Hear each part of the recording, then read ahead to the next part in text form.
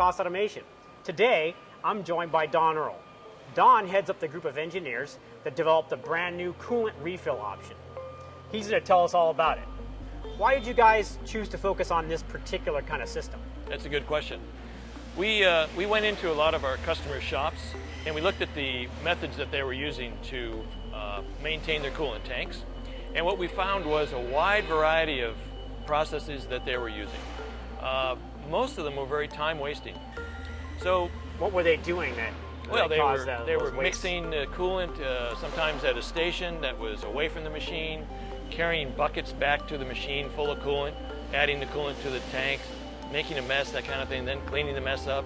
Right, wasting a lot of time when they should be in front of the machine, probably doing some machining. Exactly, right. Exactly. What we decided was that we could come up with a way and a mechanism to mix the coolant for the customer right at the machine. And also automatically. Automatically, that's right. Right. And keep the coolant tank filled to the proper concentration level. That's great. Can you show us how it works? Yeah, let's take a closer look. Yeah, it couldn't be simpler, Andrew. So here's the system in its entirety right here. It hangs on the back of the coolant tank and it integrates with the existing handle. The system is comprised of basically three components. You have your coolant concentrate tank, the mixing valves that are just below, and then on the back there's a port which you connect your water supply to. Now, the water supply can be either city water or it can be your RO water if your plant has RO water facility. You know, the one that you were bucketing the coolant from prior to buying this option. Exactly. So how does the unit actually mix the water and the concentrate together? The mixing occurs in the mixing valve pack assembly. There's a Venturi valve that we developed especially for this option, and it does a really good job of blending the coolant concentrate with the supply water and then dispensing it into the tank. And so it's nice and uniform, not going to separate, all that kind of thing? Right, that was a major focus of our effort to make sure that we got a very good mix so that doesn't happen. That's great, that's really good to know. So what if I have a particular kind of concentrate that I'm familiar with using? Can I use that same concentrate in this system? You can. You can use any concentrate that's on the market today. There's a calibration process that you do one time on the initial setup of the system that allows you to use different viscosities of concentrate and different line pressures that are coming in from your supply. Is that calibration process pretty easy to do? It's a very simple process and it's a one-time deal that you do initially, and then after that it's automatic. That's great. So I can't help but notice that this coolant tank doesn't have any coolant in it. Can we use this system to actually fill the tank? We can. We should do that. Let's go make some coolant. Cool. Well, Andrew, let me show you where the coolant refill option is in the control. It's located in current commands in the maintenance page, okay, the lower half.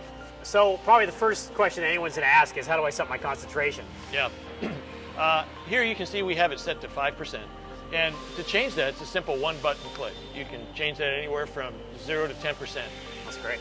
That's very helpful because when you have different conditions in the shop, say in the summer where it's very hot, you have a high rate of evaporation, you'll want to lean the tank out to compensate for the fact that the evaporation is causing the concentration level to rise.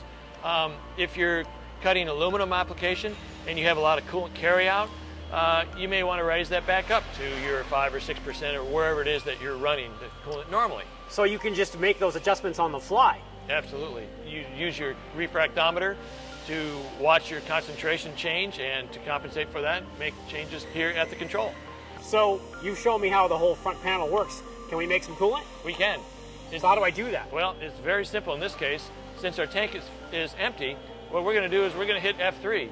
And F3 will dispense 5 gallons of coolant at a time into the tank.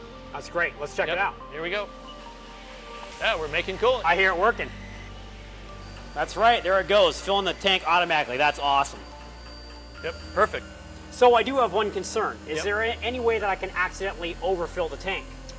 What we did was the control looks at the level float sensor in the coolant tank. And when the level of the coolant in the tank reaches 80% level, we shut that system off. So it prevents an overfill situation. That's great. I'm not going to end up with a big puddle of coolant on my floor. Exactly. That's fantastic.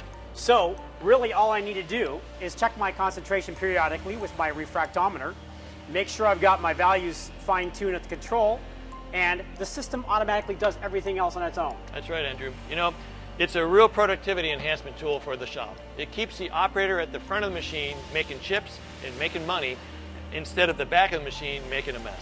That's fantastic. That's real Haas value right there. Thanks a lot, Don. You're welcome.